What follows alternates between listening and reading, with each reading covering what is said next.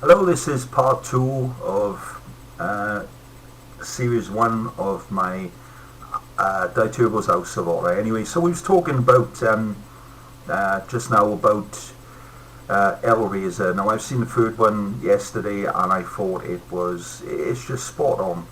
It's action, it's got gore, it's got violence, it's got some of the worst kills I've ever seen in a horror film. I loved it. It flowed right, it had a little bit of humour in it, it was just spot on. Clive Barker, he's into the sort of fantasy horror films, and I'm a big fan. You've got a lot of these, you've got your Stanley Kubrick, does weird films, Stephen King, obviously one of the greatest for horror. You've got your George A. Morero, you've got Lucia Fischi, Dario Argento. They're all legends and they're all right. And the Clive Barker is spot on with this film. I'm looking now forward to seeing the 4th, 5th, 6th, 7th, 8th, 17, 19, 20, I think is films of these films. So Hellraiser 3, top notch, 10 out of 10 for me, absolutely fantastic. I got to be honest, recently I've seen some real good horror films with some great stories in. And again, I've had that debate where there's a couple of films I thought, well, it's done as horror, but it isn't. Now, the only genre of films I'm not a big fan of, I won't rush to see, I will see, but not in a rush, is you're inundated with them now with either zombie films, and I'm a big fan of zombies, but the old zombie films, which I'll come to now. All these supernatural, the exorcism and the conjuring and all these kind of films,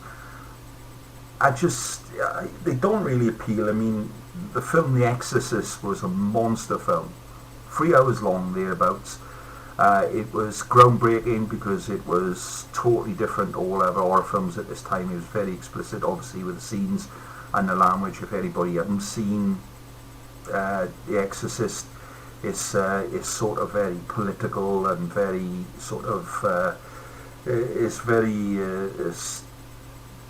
a lot of religious people didn't like it, thought it was bad, and yeah, I understand, but I watched it as an horror film, and my personal opinion was I thought it was a good film, but a lot of it, as growing up as a kid, I was bored out of my skull. It was just slow, and the bits that was good in it was great, but bits that wasn't, it was like Titanic, 2 hours of a love story and half an hour, 3/4 hour of a ship going down.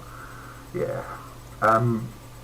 So these genres, I haven't watched too many of them. I've watched a couple of The Ring, I come out the cinema after seeing the first Ring film, and I thought, what did I just watch? I didn't get it. I really didn't, and it's got a huge cult following, The Rings. So I haven't got around to seeing these supernatural films. So at the moment, I will build up to doing a few of these, but I'll have to try and do 2 or 3 a week and see how it go. Conjuring, The Exorcism, Emily Rose, and all these kind of films. Right, so we'll get up to the zombie films now. Growing up, it was my favourite genre of horror, zombie films. Now, I've had a list up recently online of the A to Z, and pretty much every zombie film's come out in the last, since they started doing zombie films back in the 20s, 30s. White Zombie, Plague of the Zombies, good film, very atmospheric, old film. No blood and guts, but a real creepy, good film. But there's so many now, and I want to go back to the day where zombies just walked around, and the only way they could really kill you was by surrounding you with hundreds of them. Not now. They got intelligence. They can run faster than Usain Bolt. I mean, they can do everything. Now I've seen one. I started late again. Just started watching the first series of The Walking Dead, and now they can climb up ladders and stuff and all that. That's not the way zombies was. You have a look at the classic zombie flesh eaters, Dawn of the Dead and Burial Ground, and you will see that that's the real zombie films. So I'm coming on that genre because I'm going to try and do a bit of old and a bit of new. This is the one film that I talk about. I think it's one of the most underrated films. A lot of people, it's one of those films where either hate or you don't. It's full of sleaze, full of smut, which I love. Mix it all in, great. It's Burial Ground. This film is just, it grabs you by the throat straight away. First 5 minutes, right away to the end. And the great thing is that what I love about horror films and some horror films is There's no good guy. There's nobody, no good guy or good girl survivor, what they call them, the final girls now. They got all these names now. This film is spot on. I just cannot believe whoever did the makeup for these zombies. I thought Zombie Flesh Eaters was fantastic. These are a different level. They are exactly as you can imagine zombies or people coming back alive after being dead for like 200 years and all this decaying body and flesh hanging off and whatever. You couldn't imagine them. This is how you would imagine them coming out. And it is just spot on. They go there basically to this big huge house in the middle of nowhere, to spend the weekend with this big scientist who's got this big massive thing he wants to tell him, which you can find out at the beginning what it is. And they discover, they call it Night of Terror, and it's mostly, you see most of them get killed in the day, which is a little bit strange. The gore in it is full on, flat out. There's everything from a woman having her head chopped off from above with a zombie, and there's so much going on in this film. And I've looked into it. There's this guy who looks, I don't know how you can explain this. There's a few in these horror films, but this man in this horror film, he plays a boy, a 12, 13-year-old boy, and yet in real life he's like 24, 25 years of age. He's got this weirdest look I've ever seen on a man in my entire life. Obviously there's something in real life going on. He's got some sort of rare genetic thing, but you look at him and you just can't tell whether he's old, whether he's young, but you just know in the end that he is old. There's a few scenes in here where he's trying his best to get it on with his mother, who is stunning looking. I don't hold no grudges there, but you know, it pushes the boundaries of incest, you know. And in the end, there's a breast scene that is bonkers, and the film is twisted and twisted and twisted. In my opinion, it's one of the best horror films I've ever seen, because it's just got everything in it. It's full on with the gore. There's everything. You see everything in it. And it just is non-stop. First 5 minutes, and the women in the film, I don't know what it is about these European women, but they have got it all. I've seen all the Giallo films, and the early Dario Argento films and Lucio Fulci and stuff, and that. These women are out of this world. They're from another place. It's just absolutely full on, and it's fun as well. It's not to be taken serious, although these zombies will scare the hell out of anybody, even me.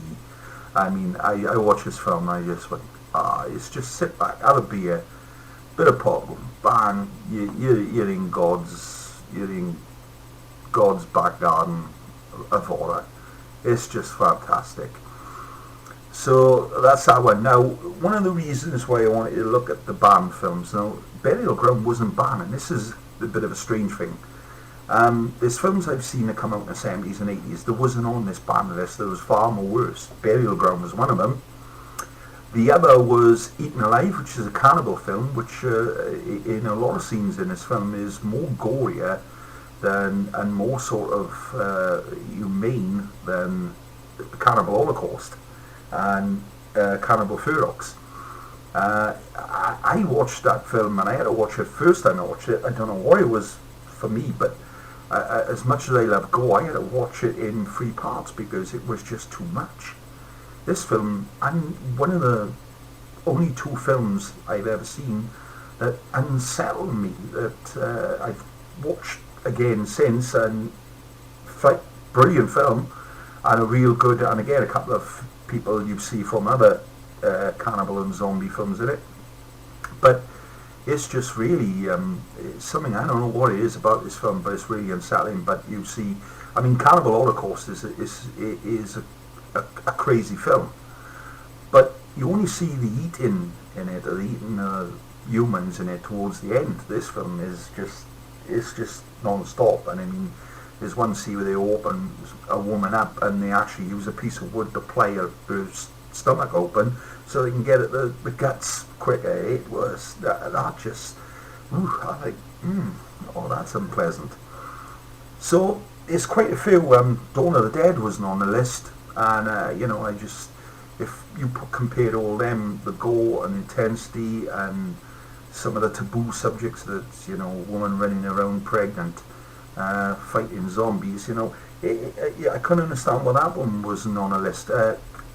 Zombie Holocaust was another one.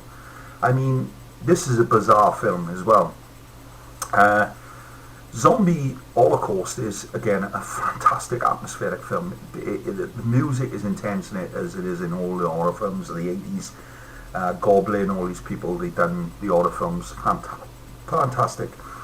They discover that there's cannibals moving about, a couple of cannibals living in New York and going around eating people, sneaking in and eating people out of hospitals. When they look back into it and find out, they discover that it's this a tribe that ain't even supposed to be there. And they go in search with a couple of these young girls, beautiful, stunning young girls again, bodies to die for. And they go on this island and then go from this island onto another island to find out what's going on. And it's actually cannibals against zombies, but the difference is the zombies don't eat anybody. They just walk around. In the film, the cannibals do all the killing and eating, and in the weird twist in the end is the cannibals end up being the sort of good guys. But the kills from the cannibals in the film, gouging out and eating eyes and intestines, is worse than the Cannibal Holocaust as far as graphicness of the eating people is concerned, and of course eating life. Didn't understand why this was on a list. What an absolute a joke this was in the 80s. It was a shambles, and I mean, yeah, if you've got to have guidance towards what is shown and what is seen on TV and films, fine, I accept that. But if you're going to do it, be consistent. And there's a lot of films that come out in the 80s that were more controversial than a lot of them they banned. So Cannibal Holocaust, Zombie Holocaust, sorry, absolute fantastic film from start to finish. The worst scene in it for me is, and it's very strange, I'm a little bit squeamish when it comes to sounds, and there's a bit at the beginning where he's cutting his hand to eat the hand, and you could tell, you could see it's rubber, but just that sound of it cutting, this axle cutting this rubber, just creeps me out. It's unsettling for me. It's an unsettling thing. So we're coming to the end today now. 2 parts lasting 20, 15, 25 minutes. I'm going to come back now again Saturday with a couple more old and new and whatever I watch in the meantime. Just to say, what to keep an eye out for. What I ain't going to say to people basically don't watch this, because it's all down to choice, it's all down to opinions. It's not with me saying that's a good film, it's a bad film. You've got to watch it for yourself and then decide. Watch it once. If you don't like it, don't watch it again. But I'll give you an idea of what I like and what I don't like, and I'm not a fussy person when it comes to horror films. I like it all, the cheap ones but there's a lot of bad stuff out there, but there's also a hell of a lot of good stuff. So this is part 2 of series 1. I think we're on the 27th, coming up towards the bank holiday of April 2021. This is Turos' House of Horrors, and I will be back without a doubt from now on. I will be back regular with part 2 of series 1 this Saturday, and surprise you with a couple of new films and a couple of old films. So you take care, keep yourself safe, and look out for each other.